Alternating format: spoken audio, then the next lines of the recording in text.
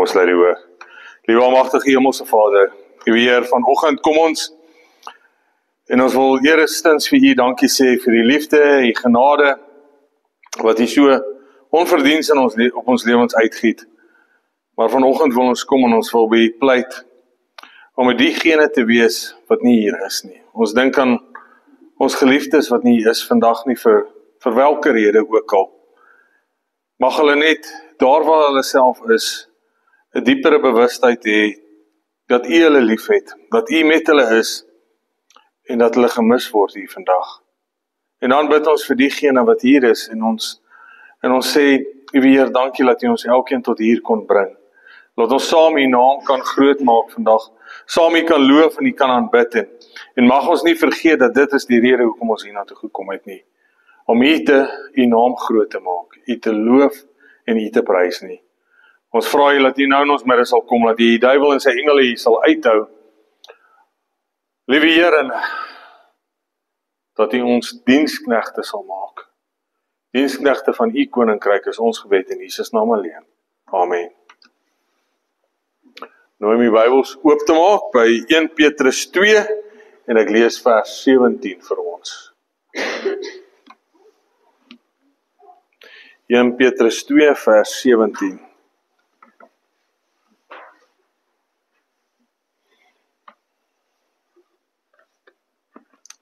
Ek lees uit die 33-53 vertaling en die woord van God lees as volg. Julle moet almal eer, die broederskap lief hê, God vrees en die koning eer. Mag God vandag sy geleesde woord ryklik seën. Kom ons vat so 'n oomblik en ons kyk net so 'n bietjie rond en ons groet die persoon links, regs, voor en agter ons. En ons sê net geseënde Sabbat. Dankie dat julle hier is. Goed om julle te sien. Kom aan. Julle daar agter, niemand hier voor kan julle sien nie. Julle kan maar mekaar groet en te kere gaan. Is dit lekker vir julle om hier te wees? Oom Nico, is dit vir oom lekker om hier te wees? Yes, oom Nico. Oom Nico sê hy is by die huis. Wie van julle voel vanoggend of julle by die huis is? Is julle by die huis vanoggend? Ek hoop julle voel so. Ek hoop van harte julle voel julle is by die huis vanoggend.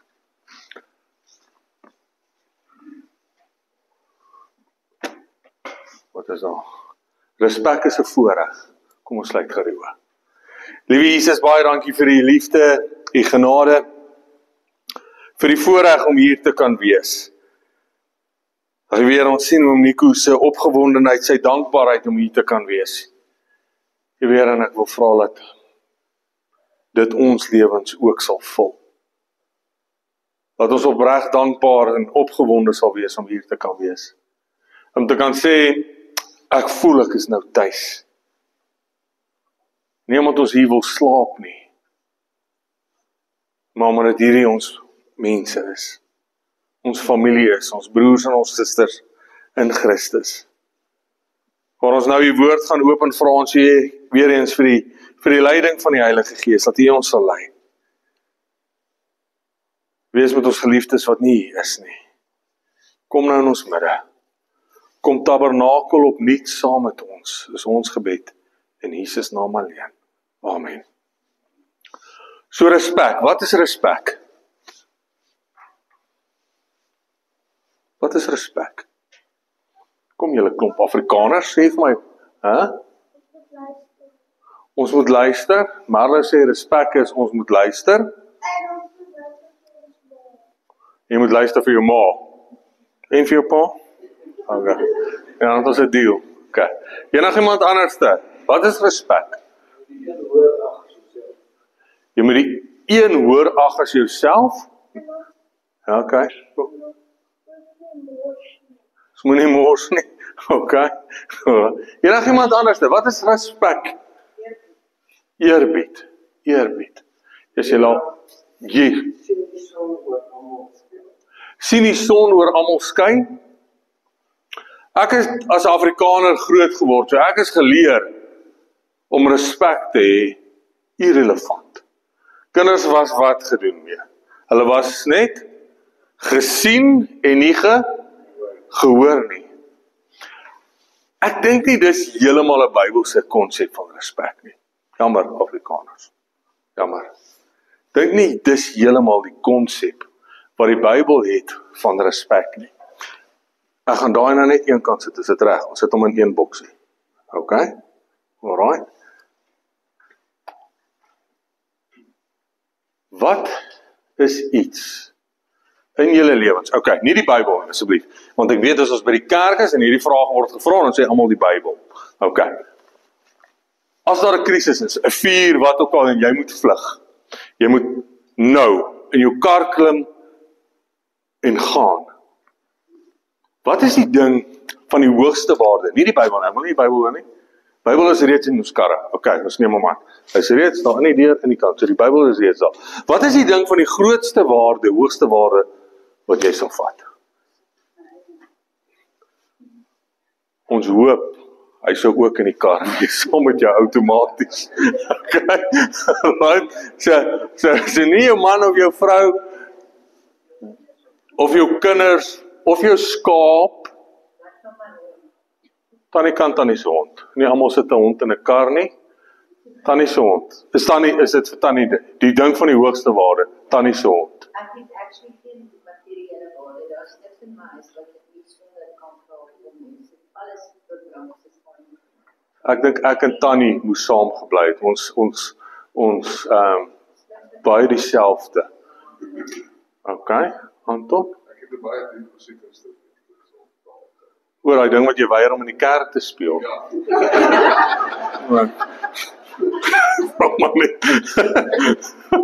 Daai cello van jou. Julle kan. My vrou gaan my nog so na hond vat. Dis maar dit is 'n oulike hond van ons moet haar dit gee, né? Okay, so ons het 2 honde en ons het 'n cello al in die kar. Enigiemand anders te vir iets? Wie sê skoene? Ja, so Jan, ek het jou nie so tipe opgesom nie, maar okay. Okay, skoene. Dis 'n goeie ding. Dis 'n goeie ding. Ek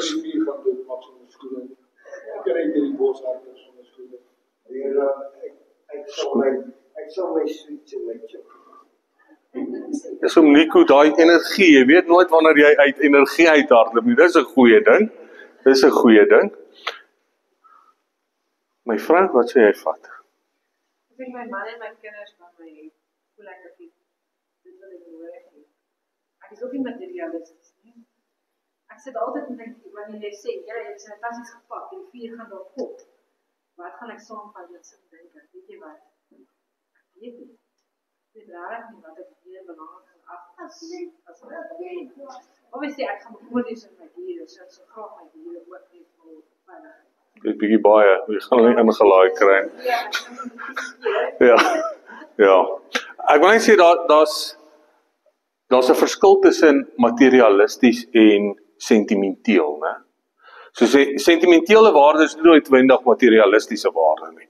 Okay? Materialisties dink ons baie in terme van die wêreld en ons wil nie laat gaan van die wêreld nie. So my vrou is eintlik 'n baie sentimentele persoon vir 'n rede. Ek en sy is die teenoorgestelde. So haar moeder is oorlede toe sy 13 is. So enigiets van moeder Rihanna het Ariana baie sentimentele waarde aan, wat verstaanbaar is. Ek kan nie empatie en simpatie met haar hê nie, want die genade van die Here leef my moeder nog. Is julle met my? Ek het glad nie vir moeder Rihanna geken nie, nooit nie. So ek kan nie verstaan 100% waardeur Ariana gaan nie, maar ek kan dit respekteer.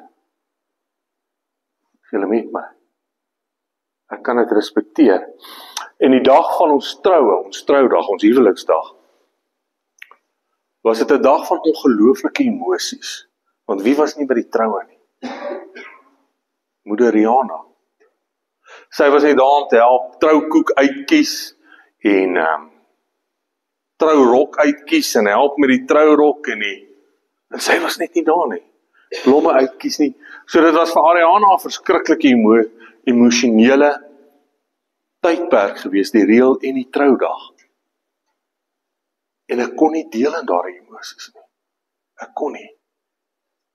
Ek kon dit respekteer, ek kon haar troos. Ag, dit was lekker om haar te troos en seker goed, julle weet, maar ek kon nie deel nie. Ek wil teruggaan na ons teks toe lees en ek hoop nie ek gaan ons baie lank hier. Soveel goed wat ek wil sê vandag. Maar 1 Petrus 2 vers 17 sê, julle moet almal eer. En daardie woordjie is in die Grieks Timasate. Vergewe my. Timasate, en wat dit eintlik beteken is mense met hoë agting hanteer. En dis ook maar gevra het, wat is van groot waarde? Mense met groot waarde hanteer. En hoekom sal Petrus kom en hy sal sê, julle moet alle mense met hoë agting en respek hanteer. Dis nou, hoeveel mense is alle mense? Dis nie almal, dis almal, né? Dis almal, né? Dis elke liewe een. So Petrus kom en hy sê, en as jy die hoofstuk lees, sal dit kom eintlik na vers 12 sê, en hou julle lewenswandel onder die heidene skoon, sodat as hulle van julle kwaad spreek, soos van kwaad doen is, hulle op grond van goeie werke, wat hulle aanskou, God kan verheerlik in die dag van besoeking. So Petrus sê, onthou net, dat die tafel wat ons gehad het hier vanoggend, almal kyk vir julle. Almal kyk vir julle. So wanneer julle met mekaar omgang en handel en vriendskappe het en om 'n tafel sit en saam in 'n gebou sit en saam met mekaar lewe, moet julle vir elkeen ontsaglike hoë agting en waarde hê. Hoekom? Wat sal die rede wees? Come on.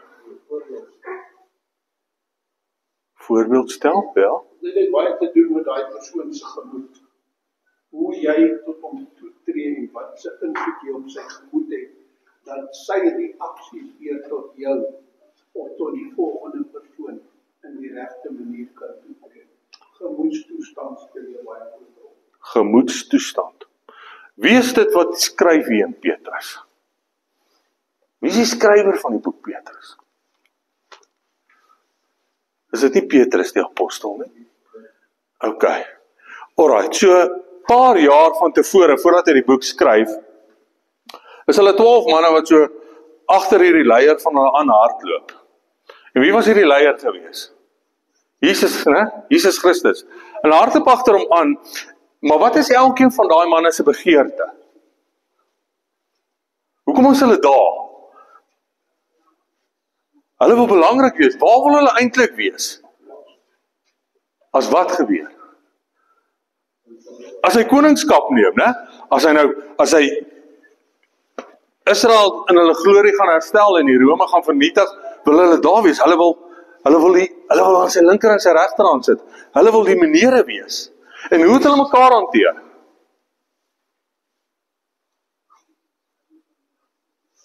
Met die laaste avondmaal, wat was in hulle harte gewees, toe hulle daar gaan sit? Ek gaan nie opstaan, jou voete was het. Ek sit nou lekker hier. Almal het net hulle plek gaan inneem. Almal wou eerste wees. Almal wou die beste wees, en dis nou daar buite, dis by Loftus Verveld, is ek reg? Waar was dit? In die kerk. In die kerk sit almal daar. En elkeen sit daar, want hy wil die grootste eer ontvang, en hy wil die beste wees, en eerste raak gesien word. Maar waar is Jesus op daardie oomblik? Hy staan op. Hy trek sy boekleed uit. Hy trek van 'n dienskneg voorskoot aan. En hy doen wat? Wie se voete was hy? Hulle wat eerste wou wees. Né? Maar in daardie geselskap van die 12 was daar 'n ander ou ook. Wat wou hy doen? Hy wou Jesus verkoop. En toe skiep Jesus Judas se voete. Hy was dit. Hy was dit. En hier kom daai einste disipel, Petrus, wat grootmond was en gesê het, ek sal u nooit verloor nie. Nie in ewigheid nie. En in een aand, elke keer as die kraai kan ook kraai, hoor. Dis waar hy sy naam kry. Dis waar die haan kraai. Verloon hy vir Jesus. En 40 dae later, sit die einste disipel in 'n skei, op moedsverloor vlakte. Hy gaan toe nie op 'n troon sit, langs 'n koning nie. Dit wat hy geweet het wat om te doen, visvang, die byt ook nie meer nie.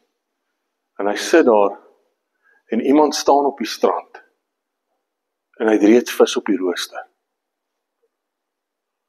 Hy het nie Petrus, of Johannes, of een van die disipels, sy visse nodig nie. Dis reeds op die rooster. En hy roep vir hulle, en sê, hey ouens, kom ons eet 'n lekker brekkie, kom man, kom. En op wie is hy gefokus? Met wie gesels hy? Johannes 21. Hy gesels met Petrus. En hy vra hom 3 vrae. Wat vra hy hom elke keer? 3 herhalende vrae. Het jy my lief?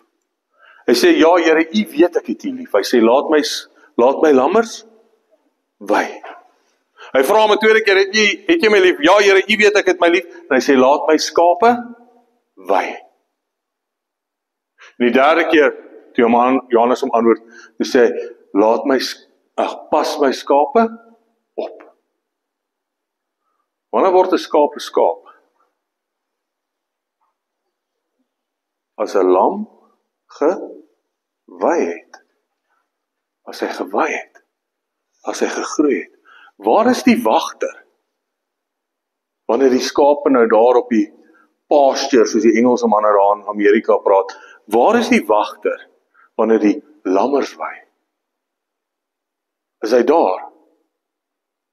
Hy is daar, is dit nie? Maar wat hy nie doen nie, ekskuus, julle moet my help, ek weet niks van skape nie, my skape vrek net, maar julle moet my help, né? Hy gaan nie, en sê, okay lammetjie, wat het jy nou hier geëet? Slaan hom op die neus en nee, moenie dit eet nie, of sit hy bietjie terug? Sit hy terug, en laat die lammers toe om te wei. So wat is sy doel dan daar? Hoekom sit hy daar?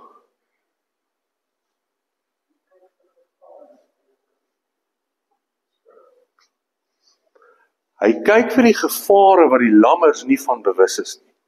Amen. Maar hy het niks met hulle die eet uit te waai nie. Niks met hulle vryheid om te kan wei nie. En 'n skaap, dieselfde is dit nie. Sy rol, die wagter se rol bly dieselfde.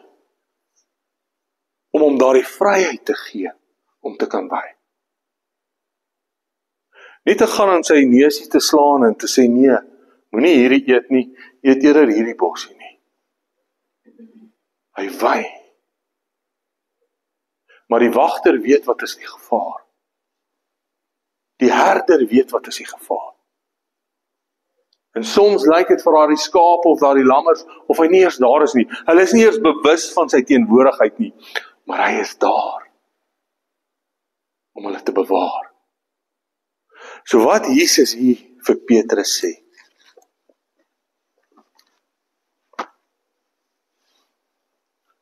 ek gaan jou op 'n missie stuur. Hy gaan eintlik verder aan Johannes, en hy verduidelik hom wat sy dood hy gaan sterwe. En wat is Petrus se volgende vraag? Wat is Petrus die Jesus vir hom verduidelik? Net nadat hy hom sê, "Jesus, Here, U weet ek het U lief." Toe sê hy vir hom, dit is die dood wat jy gaan sterwe. Hy draai om en hy kyk na wie? Na Johannes, die openbaarder. En hy sê, maar wat van hom? En Jesus antwoord hom en hy sê, moet jy nie worry oor wat met hom gaan gebeur nie. Volg jy my. En Johannes het toe 'n baie lekker lewe gehad, het hy nie. Hy het nie gesterf van die kookolie nie.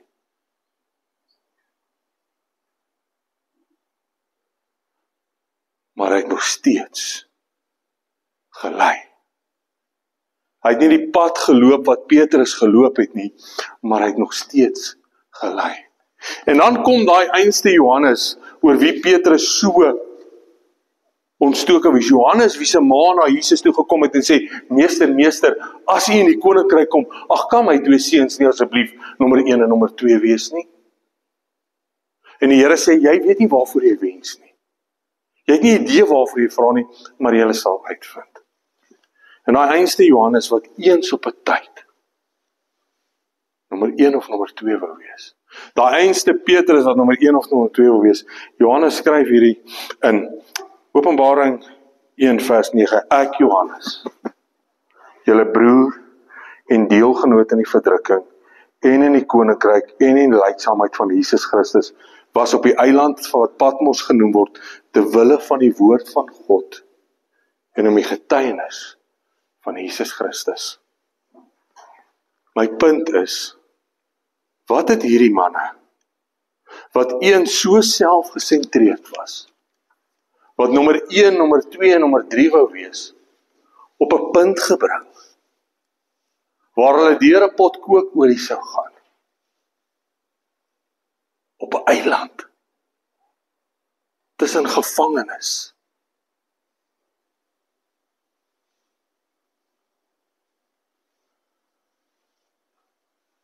Wat het die verskil gebring in hulle lewens?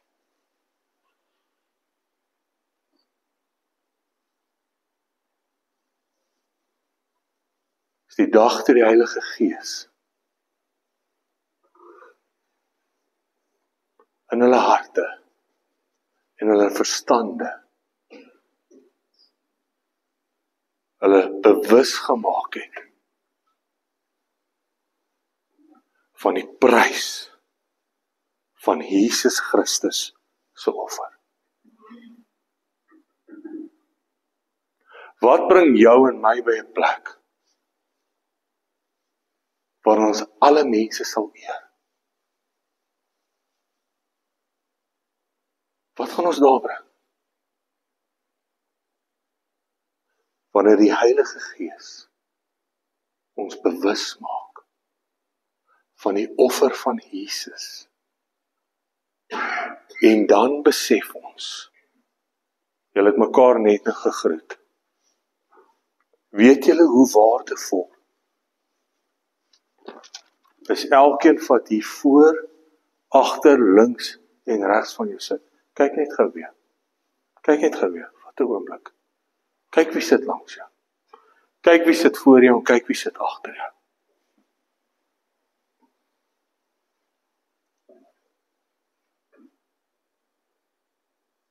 Weet jy kom sit daai persoon nie? Weet julle?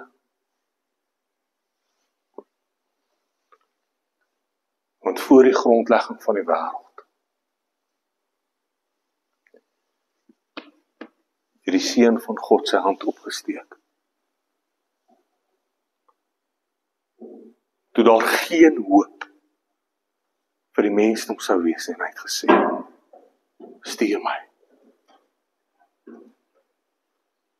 En hy doen iets en hy trek sy koninklike kleed uit en hy verberg homself in die vorm van 'n mens. Nie die mooiste mens op straat nie. Jesaja sê vir ons, as jy hom op straat gesien het, was daar niks in Jesus wat jy tot hom sou aantrek nie. Maar wat het mense tot hom aangetrek?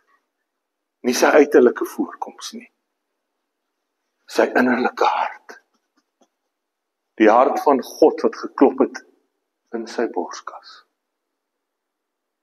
Die heilige bloed, die onbevlekte bloed van die Skepper God.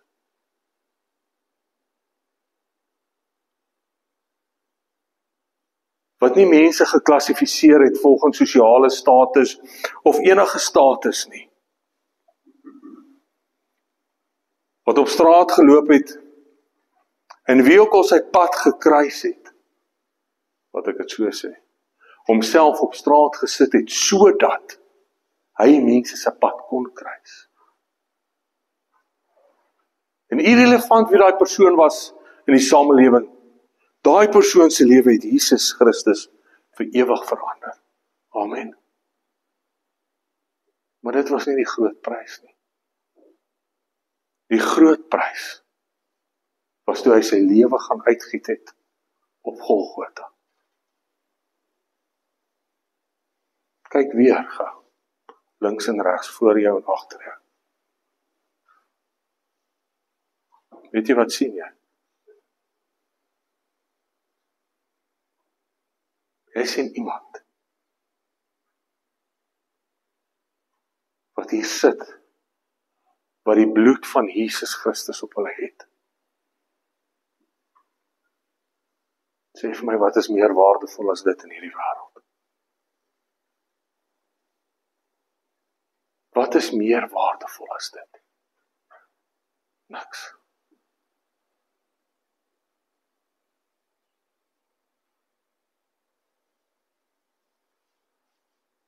So Bybelse respek is om mense met respek te hanteer, of hulle dit verdien of nie,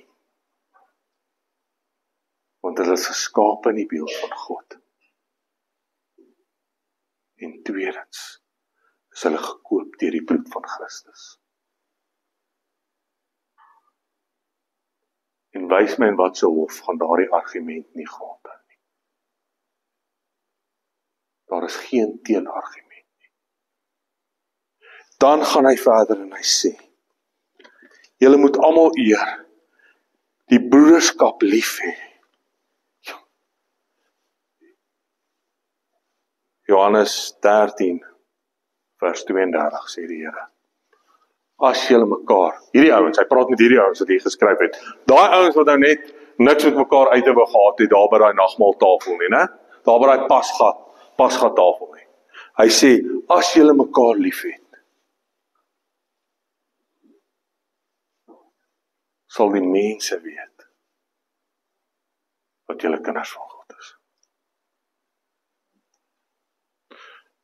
Okay, Vanus, ek wil net weet, help my net hierso, want ek is nie die slimste ou nie. Kan ek jou lief hê sonder woorde? Verseker. Ek sê altyd, nie vir my sê, jy sê vir my nie, wys het. Show up. Wys het. So dan het ek nie eintlik gepreek nie, het ek. So hoe gaan die wêreld weet, ons is kinders van God? Ons hoef nie 'n woord te sê nie. Hulle hoef net te aanskou. Hulle hoef net te aanskou. En hier is die ding. Ons is nie op moedsverloor vlakte nie. Maar die Gees is nog met ons. Net soos wat hy was met Petrus en Johannes, Jakobus, elkeen van hulle. Ons moet net op 'n plek kom wat ons besef wat die waarde is, wat op elke liewe, as ek dit 'n siel kan noem, sielrus. Wat is dit? En dan is die ander kant van die muntstuk. Vers 18 sê, diensknegte. Wat is 'n dienskneg? Dis nie 'n koning en 'n heer nie, is dit? Glad nie. Dis glad nie. Dienskneg is iemand met 'n voorskoot aan, met opgerolde moue. Iemand wat homself of haarself daar stel tot die verheerliking van ander. Diensknegte, wees julle Here onderdanig met alle vrees. Wat sê die eerste engelboodskap? Vrees God en gee hom heerlikheid. So ek wil vir julle sê, wanneer ons mense eer, wanneer ons mense sien soos Jesus hulle sien, doen ons wat? Ons vrees eintlik God. En ons gee hom heerlikheid. Want die uur van sy oordeel het gekom. En ons aanbid hom wat die water, die see en alles geskape het. Vrees nie alleen die wat goed en vriendelik is nie, maar ook aan die wat verkeerd is. Luister hierso. Hierdie vers het my gegooi. Want dit is genade as iemand ter wille van die gewete vir God leed gedra deur onregverdiglik te ly. Want watter roem is daar as julle verdra wanneer julle sonde doen en geslaan word, maar as julle verdra wanneer julle goed doen en ly. Dit is genade van God. Wow! Petrus sê, wanneer hulle kom en doen aan jou wat jy dink onmenslik is, dit is die genade van God. Dit is sy eer. Vat dit. Vat die punishment. En aanskou die waarde van elke siel wat vrygekoop is deur Jesus Christus. Amen. Dit is nog nie klaar nie. Sorry. Nee, ek het nog tyd, Jan. Ek het nog tyd. Ons het nog tyd. Okay. Ek wil julle net gou vat na Matteus toe. Matteus 5, die bergpredikasie, as dit reg is.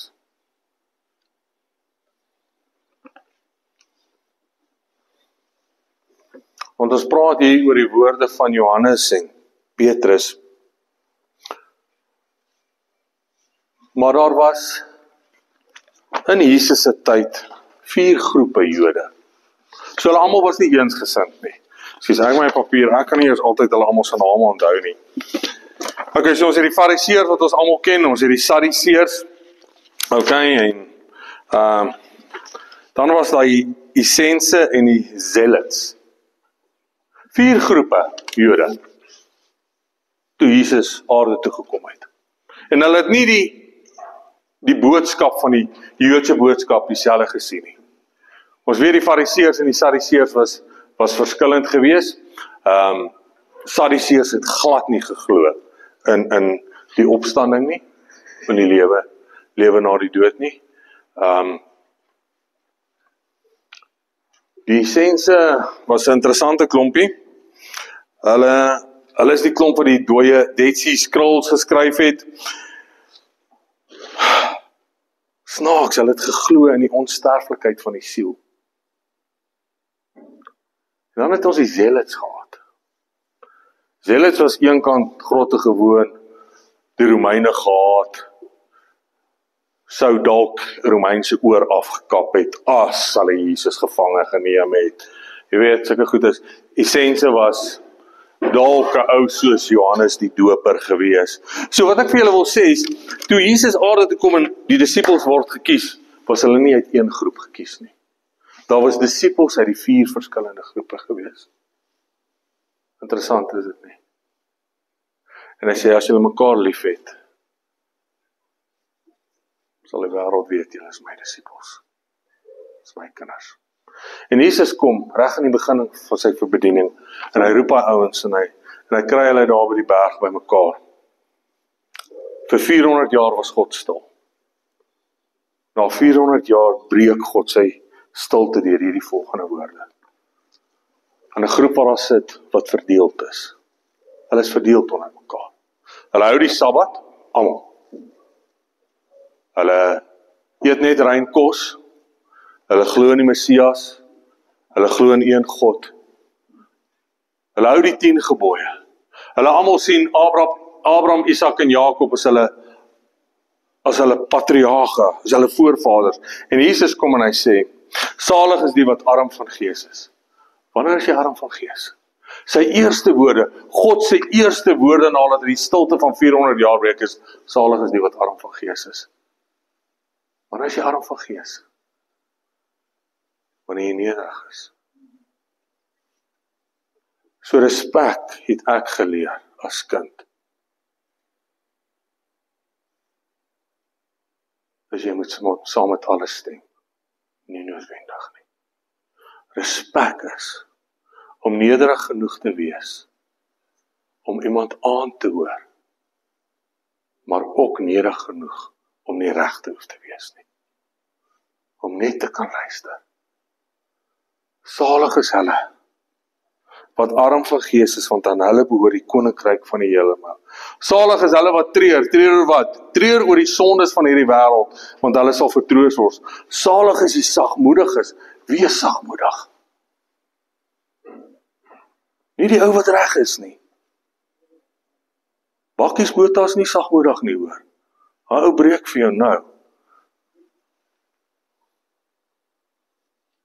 Salig is die wat honger en dors na geregtigheid, want hulle sal versadig word.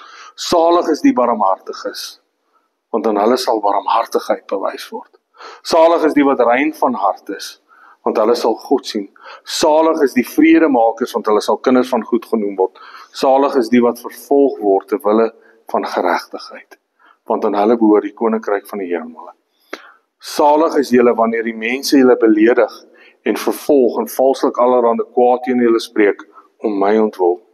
Verbly julle en verheug julle, omdat julle loon groot is in die hemele, want so het hulle die profete vervolg wat voor julle gewees het. Dis 'n voorreg om mense met respek te kan hanteer. Want ons doen dit. Want ons weet wie is ons Jesus Christus. Dis 'n voorreg om mense met respek te kan hanteer. Want dan verstaan ek wat die waarde is wat God aan hulle koppel. En daarom wil ek vra, ons hoef nie altyd reg te wees nie.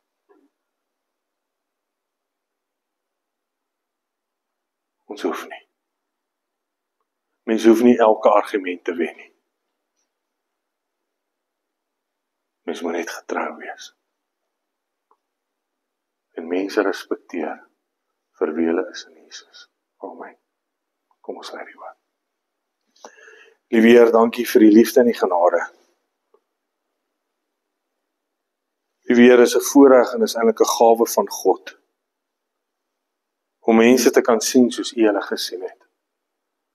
Maar ons sal dit nooit in die ewigheid kan doen, as ons nie eers selfrespek het, en weet wat ons waarde in U is nie. En as ons nie weet wat die waarde is wat U op elkeen van ons geplaas het nie. Ons dobbel met U bloed.